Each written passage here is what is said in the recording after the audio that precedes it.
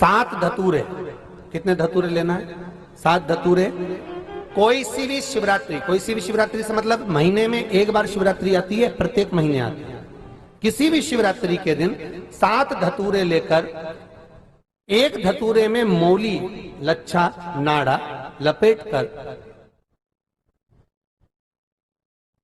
चंद्रमौली भगवान का स्मरण कर उस मौली को लपेटकर 6 धतूरे में हल्दी लगाकर शंकर भगवान की जो जलाधारी है, जलाधारी में आपको पहले भी वर्णन किया है, शंकर भगवान का ये शिवलिंग है, ये जलाधारी है, ये भगवान का जल निकलने का स्रोत, चरणारविंद का भाव। शिवलिंग जहां रखा हुआ है ये पार्वती जी का हस्त कमल, जो ये गोल भाग है ये पार्वती का हस्त कमल, जहां शिवलिंग रखा है। जहां से जल नीचे गिरता है उसके सीधे भाग में श्री गणेश जी महाराज का स्थान है, उसके उल्टे भाग में श्री कार्तिकेय जी का स्थान है। जलाधारी के सामने एक मोटी सी लाइन होती है, कहीं सांप बना होता है, कहीं स्थान बना होता है। जो मोटी सी लाइन है ये शंकर भगवान की सबसे छोटी लड़की अशोक सुंदरी का स्थान है। जलाधारी के ऊपर जो 3 टेकी लगी है ये भृगु ऋषि का, भृंगी गण का स्थान है।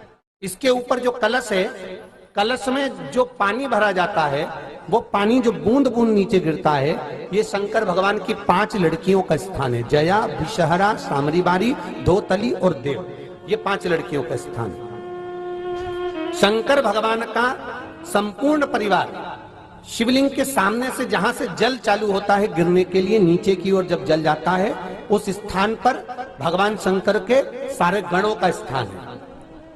फिर जब जल बहकर सामने की ओर जाता है, जितनी दूर तक जल जाता है उतनी दूर तक भगवान शंकर के उस जल भाग को ग्रहण करने के लिए 33 कोटि देवताओं का स्थान है।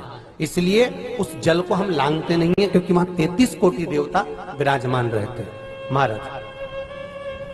तो जो बीमारी डॉक्टर ने बता दी और बहुत बड़ा रोग हो गया और शरीर में कष्ट है, ठीक नहीं हो रहा, चाहे लीवर से जुड़ा हो, चाहे किडनी से जुड़ा हो, चाहे कैंसर से जुड़ा हो, और मान लो शरीर में कहीं गांठ भी हो गई है और वो मिटी नहीं रही हो, तो महाराज निवेदन है 7 धतूरे, एक धतूरे पर मौली लपेटकर वो शंकर जी के शिवलिंग के ऊपर चढ़ाना।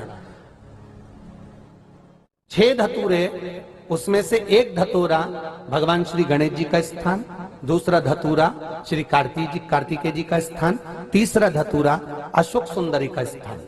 महाराज शंकर भगवान की जगदम्बा जी के हस्त कमल के ऊपर एक धतूरा, 5, एक धतूरा जहां से जल नीचे की ओर बहकर जा रहा हो, पानी जिस जगह से नीचे गिर रहा हो बिल्कुल वहीं पर एक धतूरा चढ़ा देना है। उस धतूरे को चढ़ाने के बाद वो धतूरा वापस लेकर आना है।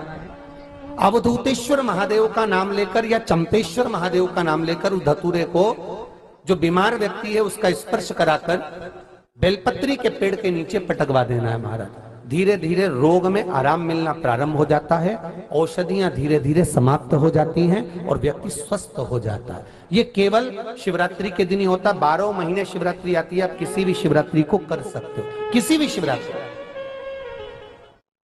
भगवान शंकर का स्मरण।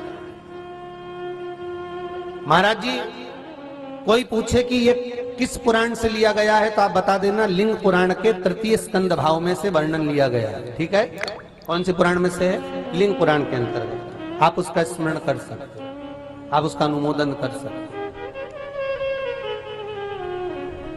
शिव स्मरण देखो, किसी पुराण में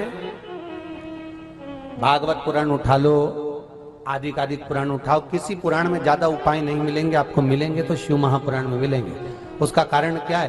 तो शंकर भगवान की इस पुराण में वेदव्यास जी ने क्यों लिखा? तो वेदव्यास जी से भी प्रश्न किया गया कि आपने सारी पुराण भक्ति के पद पर लिखी और शिव महापुराण जो लिखी वो रोग से मुक्ति के लिए लिखी, शंकर भगवान की इस पुराण में ऐसा क्या वर्णन लिखा?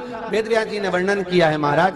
सती खंड के अंतर्गत वेदव्यास जी लिखते हैं कि शंकर भगवान मृत्यु लोक के देव हैं, और मृत्यु लोक के देव हैं तो अपन जितने भी मृत्यु लोक में, चाहे वो जलचर हो, थलचर हो, वायुचर हो, चाहे वो मनुष्य हो, जो पृथ्वी पर जन्म लेता है उसका अगर कोई पूर्वज है तो वो शंकर भगवान ही है।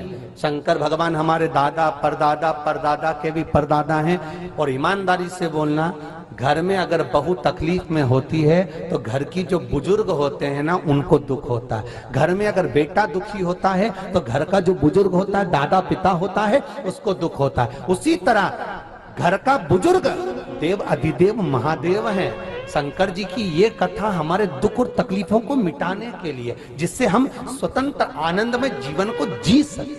अब वो मनुष्य भटके तो ये उसकी मर्जी।